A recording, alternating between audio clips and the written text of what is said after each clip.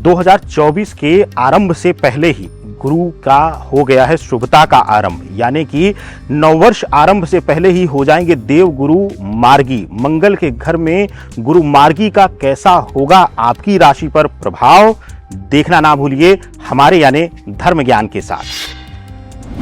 2024 की शुरुआत में देव गुरु बृहस्पति हो जाएंगे मार्गी। 31 दिसंबर की सुबह से अपनी सीधी चाल से चलेंगे गुरु। मंगल के घर में 9 अक्टूबर तक मार्गी रहेंगे गुरु। 2024 में मेष राशि में रहेगी मार्गी गुरु की मौजूदगी। पूरे साल गुरु की मार्गी चाल क्या कुछ देगी? गुरु कृपा से कैसी रहेगी शिक्षा, स्वास्थ्य, विवाह, संतान और धन धान्य? 2024 की शुरुआत से अंत तक मार्गी गुरु पहुंचाएंगे कितना फायदा? देखिए सिर्फ धर्म ज्ञान पर। नमस्कार, धर्म ज्ञान के दर्शकों का स्वागत है। मैं हूं आपके साथ कविता राणा। मेरे साथ मौजूद हैं आचार्य राकेश चतुर्वेदी जी। आपका स्वागत है सर। नमस्कार कविता जी, नमस्कार दर्शकों, सादर वंदन आप सभी को। नववर्ष 2024 की शुरुआत से ही देवगुरु बृहस्पति जो अब तक वक्री होकर चल रहे थे और चंडाल योग में भी फंसे हुए थे, लेकिन अब मार्गी होने जा रहे हैं। आपको बता दूं कि 31 दिसंबर के सुबह प्रातः 8 बजे ही देवगुरु बृहस्पति अपनी सीधी चाल से चलना शुरू कर देंगे। और कहते हैं कि जब जब गुरु ने अपनी सीधी चाल से चलना शुरू किया है ना, तो लोगों के जीवन में शुभता देने में कहीं कोई कमी उन्होंने कभी नहीं छोड़ी है। और गुरु तो देखिए हमारे जीवन में, हमारे स्वास्थ्य, हमारे वैवाहिक जीवन, संतान, हमारे धन धान्य संपदा के सबसे बड़े मालिक वही रहे हैं। और कहते हैं कि गुरु का मार्गदर्शन हमारे जीवन में एक निर्णायक भूमिका निभाता है और माता पिता से भी पहले गुरु का नाम लिया जाता है। तो ऐसे में गुरु की मार्गी चाल आप लोगों के लिए, तुला राशि तुला लगन वाले लोगों के लिए 24 में कैसी रहेगी, आचार्य जी से जानते हैं। गुरु की भूमिका क्या कहती है इनकी राशि में? देखिए, गुरु की भूमिका इनकी राशि यानी कि तुला राशि के साथ साथ हर किसी मानव योनि में कविता जी इतना ज्यादा महत्वपूर्ण रखती है कि कहते हैं कि अगर गुरु और ज्ञान नहीं है जीवन में तो आप पशु समतुल्य हैं। तो बिना गुरु के ज्ञान नहीं है और ज्ञान के बिना हम पशु के समतुल्य हैं, फिर हम मानव में गणना ना करें। तो इतनी बड़ी बात अगर कही गई है तो समझिए कि हमारे जीवन का आधार ही गुरु को माना जाता है। और गुरु ग्रह की भूमिका इसी तरीके से हमारे जीवन में, हमारी कुंडली में, हमारे जन्मांक में, जन्मचक्र में अत्यंत महत्वपूर्ण हो जाती है। और शुक्र की राशि होते हुए तुला राशि वालों के लिए तो इसके परिणाम और भी ज्यादा प्रभावी हो जाते हैं कविता जी। चलिए, सबसे पहले मैं आपसे यही जानना चाहूंगी कि स्टूडेंट्स के लिए, क्योंकि गुरु ज्ञान का भी एक कारक माने गए हैं, तो स्टूडेंट्स के लिए ये समय कैसा रहेगा 24?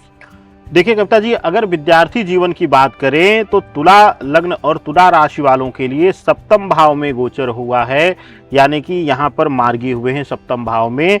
और सप्तम भाव में मार्गी होते हुए आप विशेष रूप से अगर देखा जाएगा तो आप तृतीय भाव यानी कि पराक्रम भाव को पूर्ण रूप से प्रभावित कर रहे हैं और साथ ही साथ आप शत्रु भाव को प्रभावित कर रहे हैं। इन तीनों घरों के प्रभाव को लेकर उसके बाद गुरु की दृष्टिगत संबंधों को लेकर देखा जाए तो विद्यार्थी जीवन में अत्यंत शुभकारी रहेगा। तृतीय भाव पराक्रम भाव में इनकी शुभता मिलती हुई नजर आ रही है। और गुरु के मार्गी होने के बाद इनका जो भटकाव था, क्योंकि अभी तक यह राहु भी यहाँ पर, केतु यहाँ पर बने हुए थे और केतु के बने रहने की वजह से इनके अंदर काफी ज्यादा भटकाव था, गलत संगति थी, आकर्षण था गलत चीजों का। तो इस सब चीजों से अब गुरु मार्गी अवस्था में और ज्यादा यह मुक्त होंगे और आपके लिए विद्यार्थी जीवन में लक्ष्य प्राप्ति का समय लेकर आ रहे हैं गुरु मार्गी होकर के। अगर आप कॉम्पिटिटिव एग्जाम इत्यादि की तैयारी कर रहे थे, लगातार विफलताओं पे विफलताएं मिली थी, अंतिम प्रयास बचा है, उसके लिए भी निराशा है, तो अब आप प्रसन्नचित्त हो जाइए, पॉजिटिव हो जाइए, सकारात्मक हो जाइए और पूरे मन से अपनी परीक्षा की तैयारी करिए। इस बार गुरु मार्गी अवस्था आपको शुभता प्रदान करती हुई दिखाई दे रही है कविता जी। बिल्कुल। तो आइए, ये तो हमने स्टूडेंट्स के बारे में जाना और अब बात करते हैं आपके वैवाहिक जीवन को लेकर। विवाह कि अगर आप भी इच्छुक हैं तो आने वाला समय गुरु की कृपा से आप लोगों के लिए कैसे रहेगा, कितने प्रबल योग बनेंगे, आप किस प्रकार अपने विवाह के फेरों में, विवाह के चक्कर में फंसेंगे, ये भी जान लेते हैं।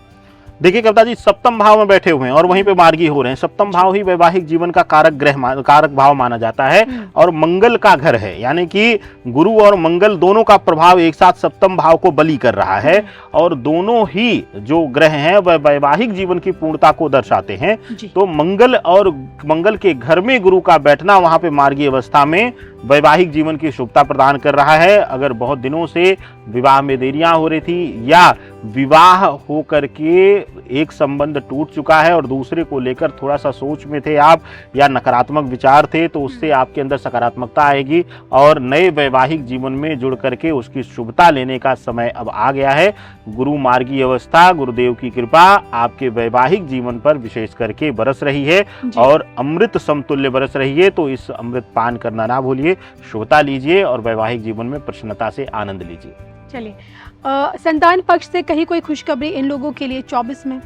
देखिए, संतान पक्ष के लिए देखा जाए तो पंचम भाव संतान पक्ष को दर्शाता है और वहां पर शनि विराजमान होने से और षष्ठम जो भाव है वह गुरु का ही घर है और गुरु के घर में राहु की स्थितियां बनी रहने से ऐसा गणना में दिखता है कि अगर इस समय आप संतान पक्ष को लेकर कोई प्रयास करेंगे, यानी कि संतान उत्पत्ति को लेकर के कुछ प्रयास आपके चल रहे हैं, तो उसमें विफलताएं मिलेंगी, देरी होगी, विलंब होगा और कुछ न कुछ रुकावटें आएंगी, कुछ न कुछ अड़चने आएंगी, जिससे आपको थोड़ा सा मानसिक पीड़ा संतान पक्ष से मिलती हुई दिखाई दे रही कविता जी।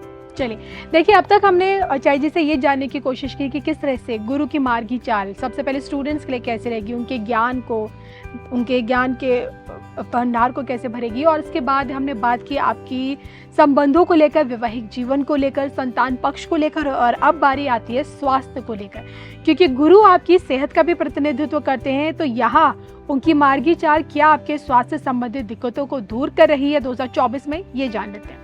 देखिए कविता जी, गुरु और राहु की जो स्थितियां हैं वह यहाँ पर बड़ी महत्वपूर्ण भूमिका निभा रही हैं। राहु जो है वह आपके षष्ठम भाव यानी कि ज्ञात अज्ञात शत्रु के भाव में बैठा हुआ और ये गुरु का ही घर है।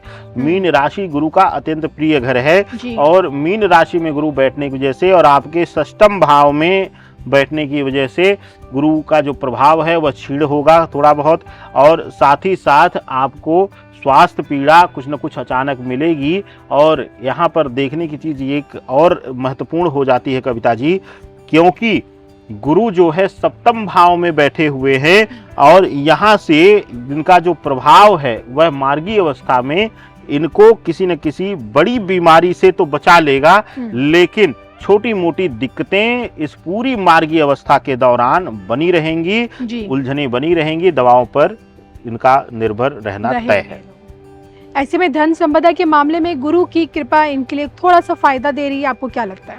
देखिए, एकादश भाव जो है तुला राशि वालों के लिए, तुला लग्न वालों के लिए, यह जो है वह सिंह राशि का घर है, यानी कि सूर्य की प्रधान राशि है। और जिस दिन यह मतलब मार्गी हो रहे हैं उस दिन अगर प्रभाव देखा जाए तो वहां पर चंद्रमा बने रहेंगे। चंद्रमा हालांकि हर लगभग 1.5 दिन पे परिवर्तन कर लेते हैं या सामान्य भाषा में हम रोज का परिवर्तन करते हैं, लेकिन मूलतः देखा जाए तो एवरेज 1.5 दिन का समय लगता है। लेकिन क्योंकि उस दिन विराजमान रहेंगे और जिस समय जिन नक्षत्रों में यह मार्गी हो रहे हैं वह महत्वपूर्ण भूमिका निभाएगा और इनके लिए आर्थिक दृष्टिकोण से व्यर्थ व्यय होते हुए भी, कुछ न कुछ फालतू के खर्च होते हुए भी इनके लिए आर्थिक मजबूती का समय लेकर गुरु मार्गी अवस्था में आ रहे हैं, शुभता प्रदान कर रहे हैं, कुछ नए काम बनेंगे। और साथ ही क्योंकि शुक्र की प्रधान राशि हैं आप और गुरु पार्टनरशिप के भाव में है, क्योंकि सप्तम भाव पार्टनरशिप का भाव भी देखा जाता है, तो व्यापार में पार्टनर इत्यादि की वजह से या किसी नए मित्र इत्यादि की वजह से कोई बड़ा काम आकस्मिक बन सकता है, जिसकी वजह से आर्थिक स्थिति में लंबा उछाल आप हासिल कर सकते हैं। चलिए, जाते जाते क्या कुछ उपाय हैं इन लोगों के लिए भी?